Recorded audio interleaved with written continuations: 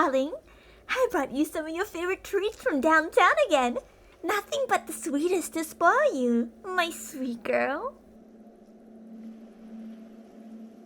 Today was a great day at work, darling. I was able to get myself a hefty bonus thanks to the diligent care I put in at my work. Which, surprise, is the same amount of effort I go through to pamper and spoil you, my darling. And now I finally get to spend the rest of my day with you. Where the fuck did you go? Darling, your leather restraints are cut. You must have gotten a hold of my scissors after I was done cutting your hair. I made sure that I had it and secured any other dangerous objects I had brought down here after I was done. No matter. I can find the details later once I catch you. And I will find you, my darling.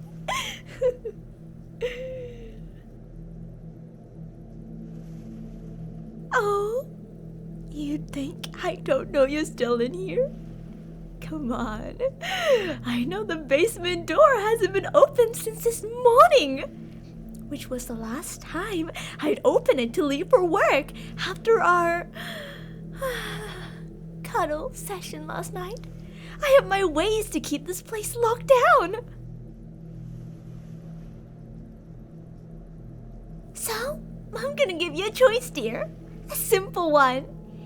Either you come out now, and not only will your punishment be less severe, but I will also reward you by getting a few new books and cooking your favorite meal, so you won't feel as terrible from the punishment's aftermath.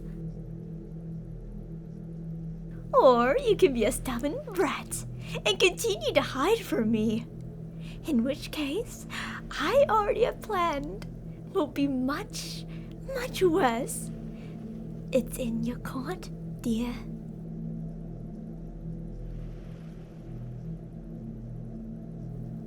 I will let you decide which option you want until I find you, in which case I will assume your choice was the latter one.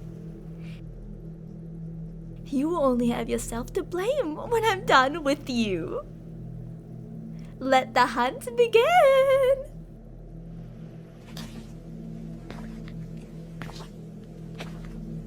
And by the way, darling, you might have noticed I didn't give you an option where you don't get punished.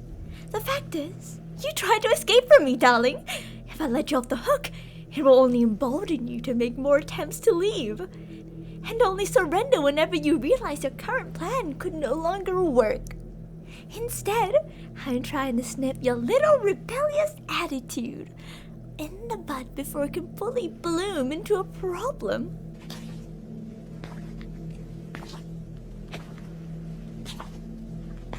That said, if you do review yourself now, the punishment I will treat you to would definitely be less painful and softer than if you don't give up. Remember, you have the time until I find you, before the offer dries up.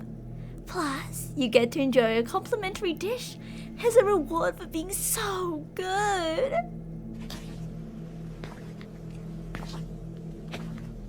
The carpet feels so nice to walk on. It warms your feet and is comfortable to step on with your bare feet. If I ever let you out of your restraints, I would feel safe knowing that you would be able to walk around the basement without discomfort. But if you tried to leave, you would have to walk the forest for miles, getting your precious feet torn and shredded painfully by the twigs and rocks littered across the brown, dry floor. Or if it was winter, the cold biting into your skin and the snow quickly bringing down your body temperature would make you reconsider your choice. You know, I chose this floor before I brought you in here in case you ever tried hurting yourself, like by slamming your head into the hard floor, or something like that. I mean, you do try to harm yourself by banging the back of your head into the pillow, but just in case you ever broke free, like now, you wouldn't be able to injure yourself as easily as you could have if I hadn't renovated.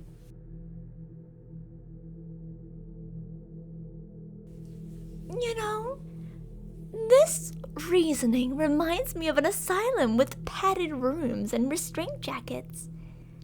For his patience, but considering how you're trying to leave me, even though you know it's futile, I think you can be classified as insane. After all, the definition of insanity is the inability to realize that doing the same thing over and over again will always lead to the exact same result, which in this case is mere refusing to let you go. Are you under here? Aw, no luck. What about in here? You know, I'm kind of glad you weren't hiding in the closet. It would mean you either have never watched a horror movie or never played hide and seek when you were young. But, you know what? That kind of makes sense considering your past. You never really had any friends growing up. Every close friend you've ever had always moved away at the end of the year or the beginning of summer break. Eventually, you just gave up trying to make friends. How sad. After all, you have such a wonderful personality and go out of your way to help acquaintances, no matter how small the problem was. Whether it be a dropped pencil, to giving them a genuine project advice when you weren't in their group. You would even risk getting caught cheating by guiding your classmate to the right answer on the test without giving it to them directly, in the hopes that they would actually learn how to think critically and use the given information to solve the problem. Even when you graduated and as a result became more isolated, you still kept your spirit. I was watching you when you came across a hurt little stray cat. You let it inside your parents' house, sheltered it from the rain, and gave it warm milk. You knew your parents would be angry, and you knew you couldn't keep it, but instead of abandoning it back on the streets, you brought it to a shelter where you would visit it every day. You were free until it got adopted. I don't know why anyone would go so far for such a small animal.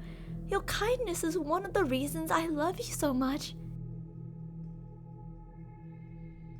You know, I have a feeling that whenever you were at the shelter, you subconsciously wanted to be adopted like a cat, to be pampered and spoiled for the rest of your life without any worries by loving a woman who could take care of everything.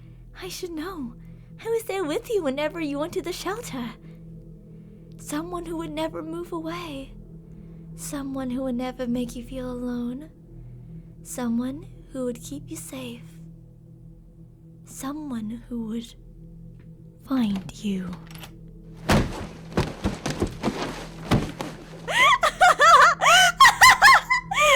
Don't struggle, dear. You don't need delaying the inevitable. Let me get on top of you.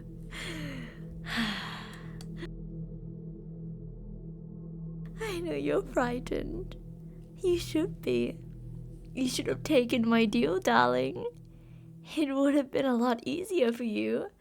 But now you're pinned down beneath me with your arms forced against your waist by my thighs. You might as well just give up.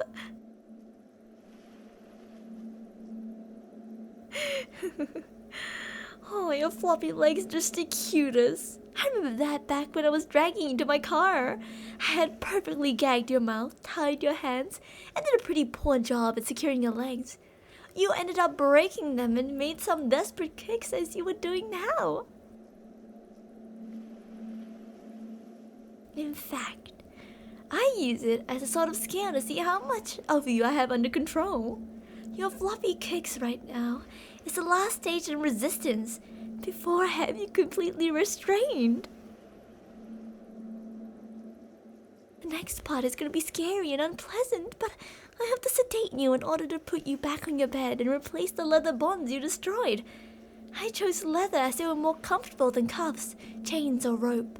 But I guess that will have to change. Keep your head still for me, love. there. Everything's gonna be okay. Now this part is going to be uncomfortable, but don't worry. You're gonna feel a quick little pinch, darling. See, darling? That wasn't that bad. If you had chosen to come out, we would have already done that with half of your punishment. It will only take a few moments before you go under. But just know that even though you made me really mad today, I still love you so much, darling. Now, rest your eyes. I love you.